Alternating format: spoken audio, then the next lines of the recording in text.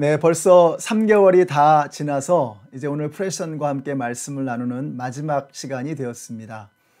마지막 말씀은 에스겔서 37장의 말씀, 마른 뼈가 살아나는 환상 이야기를 함께 나누고 싶었습니다.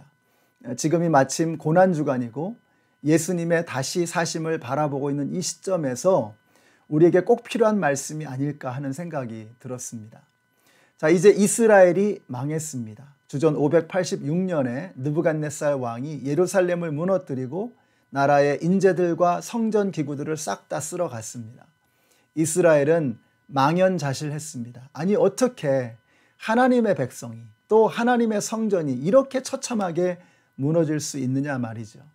그때 하나님께서는 에스겔 선지자를 통해서 이 마른 뼈가 살아나는 환상을 보여주시는 것입니다. 만일 오늘 우리의 삶이 마른 뼈 같다면, 소망이 사라지고 한숨과 탄식만 나오고 있다면 오늘 이 말씀은 바로 저와 여러분을 위해 주시는 하나님의 말씀인 줄로 믿습니다. 여러분, 마른 뼈가 살아났다면 우리의 가정도 살아날 수 있을 줄로 믿습니다. 마른 뼈가 살아났다면 우리의 교회도, 무너진 이 땅도 다시 회복될 수 있을 줄로 믿습니다. 자, 그런데 이 놀라운 역사가 무엇으로 시작이 되느냐? 1절에 보니까 여호와께서 권능으로 임하시고 라고 했습니다. 여러분, 여호와의 권능이 임하시면 하나님의 새로운 역사가 시작되는 줄로 믿습니다. 여기 권능이라고 하는 말은 히브리어로 야드라는 단어를 쓰거든요. 이게 손이라는 뜻입니다. 요즘에는 제일 아쉬운 게 이게 서로 손을 잘 잡지 못하는 것입니다. 저는 예배를 마치고 성도님들의 손을 잡으면서 큰 격려와 사랑을 느낍니다. 우리가 이렇게 사람의 손만 잡아도 힘이 나는데 천지 만물을 지으시고 삼라만상을 손끝으로 다스리시는 그 하나님의 손길을 만나면 우리의 삶에 얼마나 놀라운 역사가 일어날 것인가. 여러분, 다른 손은 못 잡아도 하나님의 손은 꼭 잡는 저와 여러분이 되시기를 바랍니다. 오늘 여러분이 기도하실 때 주님의 손이 우리의 병든 몸과 마음을 어루만지시도록, 주님의 손이 이 땅의 교회들을 어루만지시고 주님의 손이 선교지와 우리 선교사님들을 어루만지시도록 함께 기도해 주시기를 부탁드립니다. 1절에 보니까 그 권능의 손이 에스겔을 붙잡고 어떻게 해요? 뼈다귀 골짜기 한가운데로 데려가셨다라고 말씀하고 있어요. 뼈다귀 골짜기를 구경할 수 있는 전망 좋은 명당짜리가 아니고 하나님께서는 에스겔을 그 뼈다귀 골짜기의 한 복판으로 데려가신 것입니다. 무엇입니까? 하나님은 에스겔을 역사의 구경꾼, 역사의 방관자가 아니라 역사의 한 복판, 그 소용돌이 한 복판에서 함께 부르짖는 하나님의 사람으로 그를 사용하기를 원하셨던 것입니다. 하나님께서는 우리도 이 역사의 한 복판으로 부르셨습니다. 하나님은 저와 여러분이 그냥 역사의 구경꾼, 역사의 방관자가 되기를 원치 않으십니다. 우리는 이 세상에 뛰어들어서 이 세상을 바꿀 수 있는 주님의 백성인 줄로 믿습니다.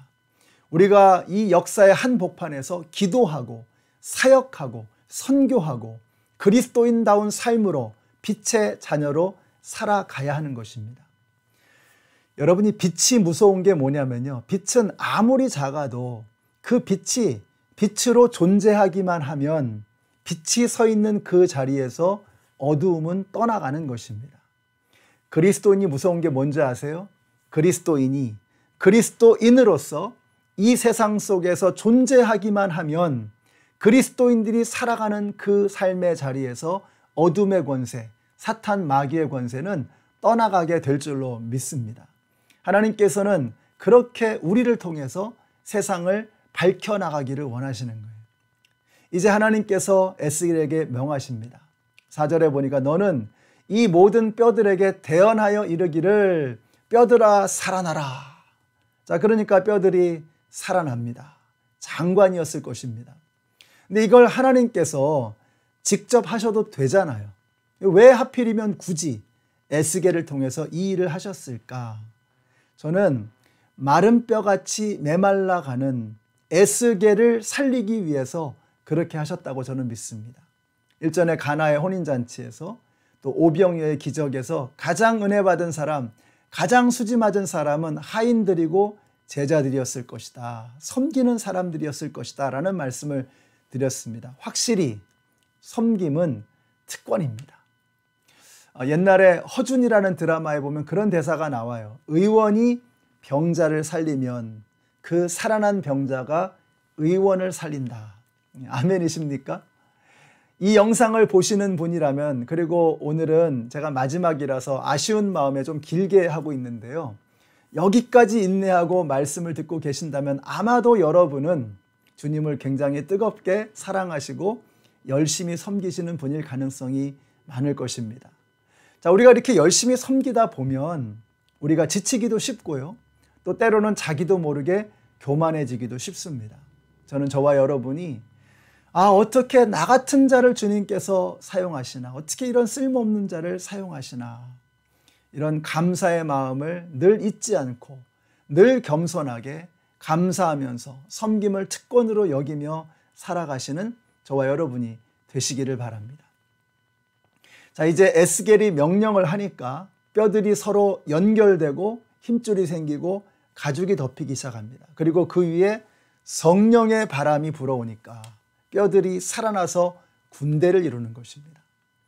하나님께서 우리를 사용하시지만 여러분, 그 모든 일을 시작하시고 그 모든 일을 완벽하게 완성하시는 분은 하나님이십니다. 여러분, 모든 일이 다 그래요. 성령의 기름 부으심이 없다면, 하나님의 도우심이 없다면 그 모든 일들이 다 허사로 수포로 돌아가고 마는 것입니다. 이제 지난 3개월간의 말씀을 마치려고 합니다. 새에는 두 종류의 새가 있다고 하지요. 하나는 자기 힘으로 나는 새가 있습니다. 또 하나는 바람을 타고 나는 새가 있어요. 참새는 파닥거리면서 자기가 날개짓 한 것만큼만 날아갈 수 있습니다. 근데 독수리는 바람을 타고 창공을 향해 높이 솟아오르는 것입니다. 우리가 어려운 시기를 지나가고 있습니다. 이 사망의 음침한 골짜기를 지나가면서 저와 여러분이 되지도 않는 자기 힘으로 파닥거리는 것이 아니고 성령의 바람을 타고 하나님의 말씀과 기도의 능력을 타고 독수리처럼 날아오르게 되시기를 바랍니다. 그래서 우리가 지치지 않고 늘 겸손하고 늘 감사한 마음으로 기도하시고 사역하시고 선교하시고, 그래서 우리의 인생의 끝에서 후회함이 없는 그런 멋진 삶을 살아내시는 우리 모든 성도님들이 되시기를 예수님의 이름으로 축원합니다.